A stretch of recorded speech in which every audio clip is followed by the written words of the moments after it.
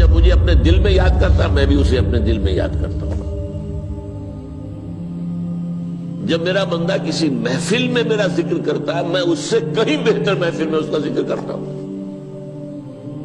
اللہ کی محفل تو ملائے اعلیٰ کی ہے، ملائکہ مقربین کی ہے. بہرحال اللہ کو تم اپنے دل میں مستحضر رکھو، اللہ تعالیٰ تمہیں بھی یاد رکھے گا.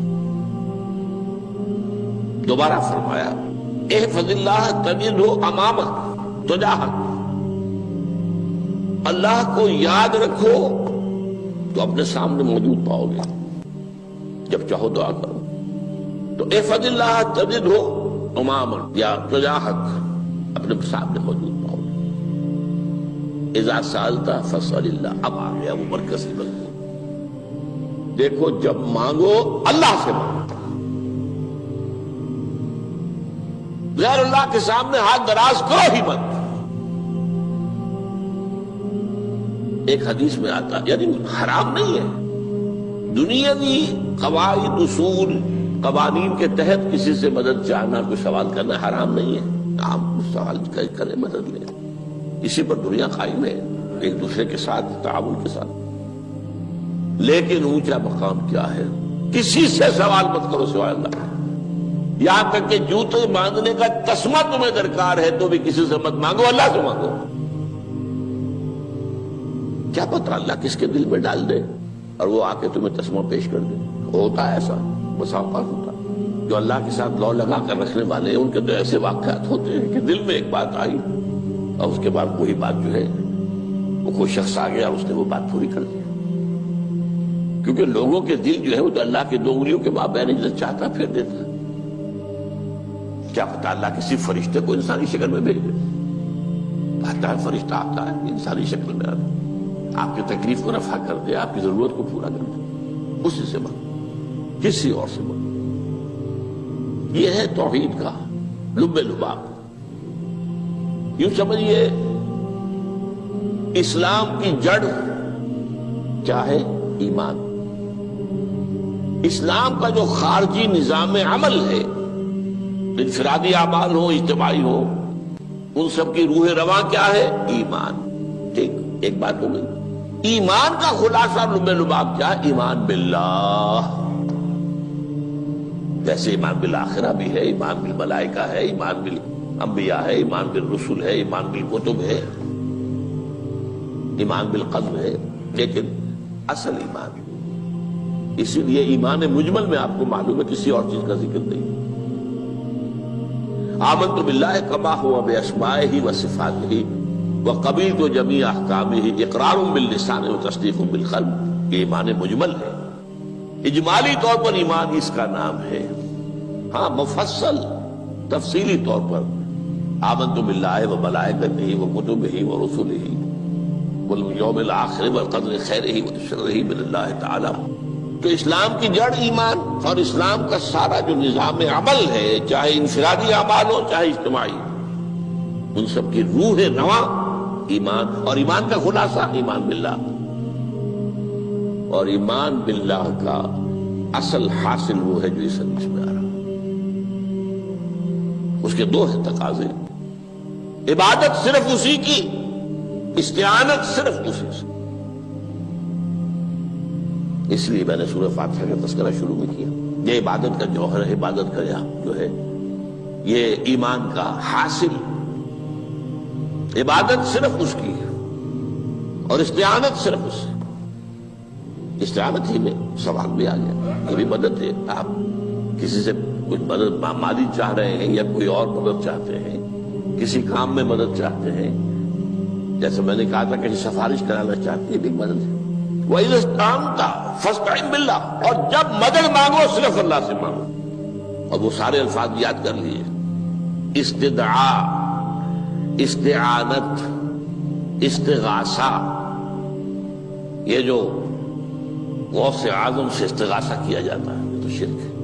استغاثہ اللہ سے، دعائی اللہ کی. اس اعتبار سے استمداد، استعانت، استدعاء، استغاثہ یہ سب اللہ سے، صرف اللہ سے. عبادت صرف اللہ، ایاک نعبد، اور استعانت صرف اللہ سے. مانگو صرف اللہ سے، جب مدد طلب کرو صرف اللہ سے، اور جان لو اگر تمام لوگ جمع ہو کر تمہیں کوئی فائدہ پہنچاؤں گے نہیں پہنچا سکتے، الا بشیء قد کتب اللہ لک وان اجتمعوا علی ان یضروک بشیء لم یضروک الا بشیء قد کتب اللہ علیک، اگر سب مل کر چاہیں تمہیں کوئی نقصان پہنچا دے نہیں پہنچا سکتے مگر وہی کچھ جو اللہ نے تمہارے لیے لکھ دیا۔ اب بتائیے خوف کی جڑ کٹ جائے گی کہ نہیں؟ یہ جو ایمان جو ہے یہ خوف اور حزن دونوں سے نجات دلانے والی بات ہے۔ جو حقیقی مومن ہے وہ اللہ کا ولی ہے، حقیقی مومن وہ اللہ کا ولی ہے، اور الا ان اولیاء اللہ لا خوف علیہم ولا هم يحزنون۔ یہ اولیاء اللہ کو علیحدہ مخلوق نہیں ہے، کوئی ان کے سر پہ سینگ نہیں ہوتے، انسان ہی ہوتے ہیں، لیکن حقیقی معنی میں مومن ان اعتبارات سے جو آج ہم پڑھ رہے ہیں ایمان اس درجے کا پہنچ گیا تو اللہ کا ولی ہے۔ ان لوگوں کے لیے خوف کس بات کا ہوگا؟ کس سے خوف کروں؟ اس کے ہاتھ میں کچھ ہے ہی نہیں، اور اگر کچھ اللہ نے میرے لیے لکھ دیا وہ آ کر رہے گا، چاہے میں لاکھ گڑ گڑاؤں اس کے سامنے کہ مجھے چھوڑ دے، اگر اللہ نے لکھا وہ آیا وہ تو آئے گا، تو کاہے کو اس کے سامنے گڑ گڑانا، کاہے کو جبسائی کرنا اس کے سامنے، اور کسی کے ہاتھ میں کچھ ہے ہی نہیں، میرا خیر ہے ہی نہیں، کاہے کو خوشامد کروں اس کی۔ اور سنیے، رفعت الاقلام، دیکھو نوجوان، قلمیں اٹھا لی گئی ہیں، وجفت الصحف، اور جو رجسٹر ہیں صحیفے ان کی سیاہی خشک ہو چکی ہے۔ یہ ہے وہ اللہ کا علم، اس میں ہر شے لکھ دی گئی ہے، اس کی قلم اٹھا لیے گئے۔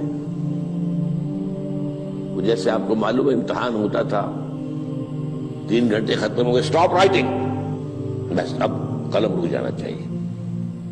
وہ قلم تو تقدیر کا کاتب جو ہے وہ قلم اس کا اب اٹھا لیا گیا، اور جو صحیفے جن پر یہ لکھا گیا وہ خشک ہوئے ہو گئے۔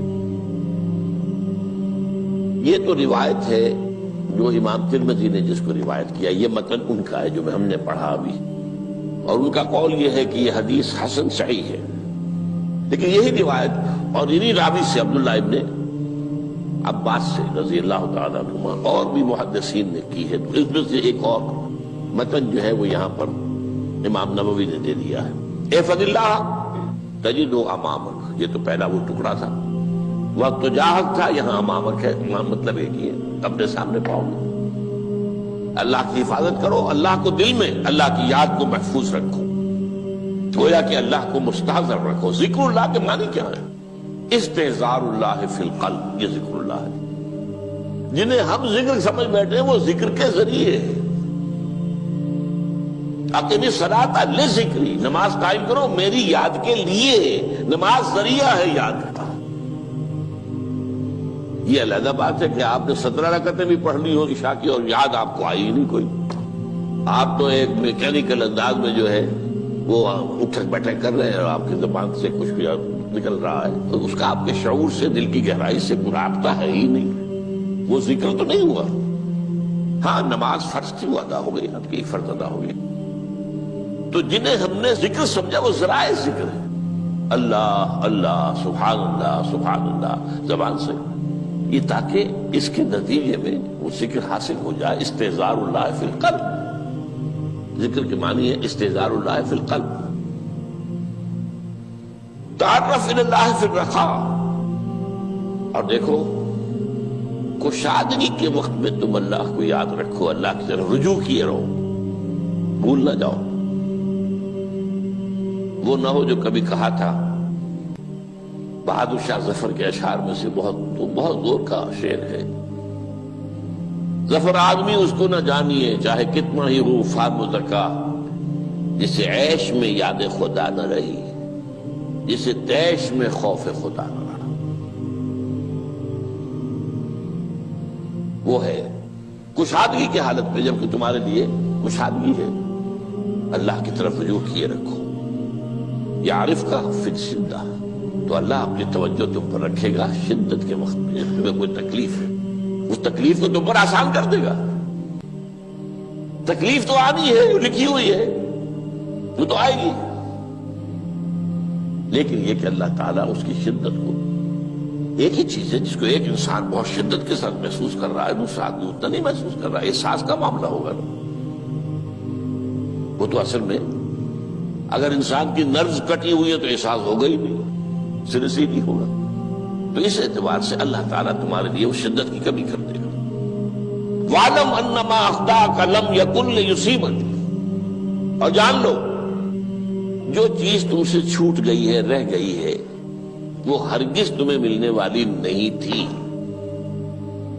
اب آپ نے کسی ملازمت کے لیے درخواست دی ہے، درخواستیں مانگی گئی ہیں، اپنی سی محنت کر لی، نہیں ملی ملازمت، اب آپ بیٹھے ہوئے افسوس میں، رنج میں، غم میں، فلاں نے یہ کر دیا، فلاں نے یہ کر دیا، وہ فلاں جو ہے بڑی تکڑی سفارش لے آیا تھا، فلاں نے رشوت دے دی۔ چھوڑو میاں اس کو، وہ تمہارے لیے نہیں تھی۔ کاہے کو اپنے ذہن کے اندر یہ کھچڑی پکا رہے ہو بیٹھے ہوئے؟ خواہ آپ شاید سوء ظن میں بھی مبتلا ہو رہے ہو، کسی نے نہ رشوت دی اور آپ سمجھتے ہو کہ رشوت دی ہے اس نے۔ یہ ساری چیزیں جو ساری سیئات، ان کی جڑ کٹ جائے گی۔ وَاعْلَمْ أَنَّمَا أَخْطَأَكَ لَمْ يَكُنْ لِيُصِيبَكَ وَمَا أَصَابَكَ، اور جو چیز تم پر آ گئی، لَمْ يَكُنْ لِيُخْطِئَكَ، ہو ہی نہیں سکتا تھا کہ وہ تم پر نہ۔ یہ کر لیتا تو ہو جاتا، شاید یہ کر لیتا، میں نے ٹیکا پہلے لگوا دیا ہوتا تو یہ بات نہ ہوتی۔ بھائی وہ جو ہونا تھا وہ ہونا تھا۔ اب یہ وہ چیز ہے جس سے انسان میں کیفیت پیدا ہوتی، تسلیم و رضا۔ ہم بھی تسلیم کی خو ڈالیں گے، بے نیازی تیری عادت ہی صحیح، اے اللہ جو تو نے چاہا مجھے قبول ہے۔ اسی لیے میں نے آپ کو آیتیں سنائی سورہ تغابن کی، ما اصاب من مصیبت الا باذن اللہ، کوئی مصیبت نہیں آتی مگر اللہ کے اذن سے۔ وَمَن یؤمن باللہ یہد قلبہ، جو اللہ پر ایمان رکھتا ہو اللہ اس کے دل کو ہدایت دے دیتا ہے۔ ہدایت کس بات کی؟ تسلیم و رضا۔ سر دوستاں سلامت کہ تو خنجر آزمائی، نہ شبد نصیب دشمن کے شبد ہلاکت تیغت۔ اے اللہ تیری طرف سے ہے، مجھے قبول ہے، اور بظاہر مجھے تکلیف ہو رہی ہے لیکن یقیناً اس میں میرا کوئی خیر ہے۔ بیدک الخیر، تیرے ہاتھ میں تو خیر ہی خیر ہے، جو بھی تیری طرف سے آئے۔ سر تسلیم خم ہے جو مزاج یاد میں آئے۔ اور یہ مضمون جو ہے زیادہ بڑے پیمانے پر سورہ حدید میں آیا ہے۔ ما اصاب من مصیبت فی الارض ولا فی انفسکم الا فی کتاب من قبل ان نبرأھا، کوئی مصیبت نہیں آتی نہ تمہاری جانوں میں نہ زمین میں زلزلہ آ جانا، سیلاب آ جانا، کچھ اور زمین کا دھنس جانا، یا یہ ہے کہ تمہاری جانوں میں کوئی بخار ہو گیا، کوئی اور تکلیف ہو گئی، اچانک معلوم ہوا کہ انسان جو کینسر ہے، اور کینسر بھی اب 3rd سٹیج کو پہنچ چکا ہے، لیکن جو بھی آیا ہے وہ اللہ کے علم کی کتاب میں پہلے سے لکھا ہوا ہے۔ فی کتاب من قبل ان نبرأھا، یہ کتاب میں درج ہے اس سے پہلے کہ مجھے ظاہر کریں۔ اس کا نتیجہ کیا نکلنا چاہیے؟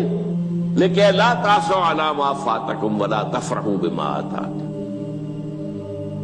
افسوس نہ کیا کرو جو تم سے جاتا رہے، چھوٹ جائے، کوئی عزیز فوت ہو گیا، کوئی موقع ہاتھ سے نکل گیا، ارے بھائی میں چوک گیا، بڑا موقع تھا، اب اس پر افسوس کر رہے ہیں؟ نہیں، جو چیز دیکھیں لا تأسوا علی ما فاتک ولا تفرحوا بما آتاک، جو اللہ تمہیں دے دے اس پر اتراؤ مت۔ وما اصابک لم یکن لیخطئک واعلم ان النصر مع الصبر، اور جان لو اللہ کی مدد صبر کے ساتھ آتی ہے،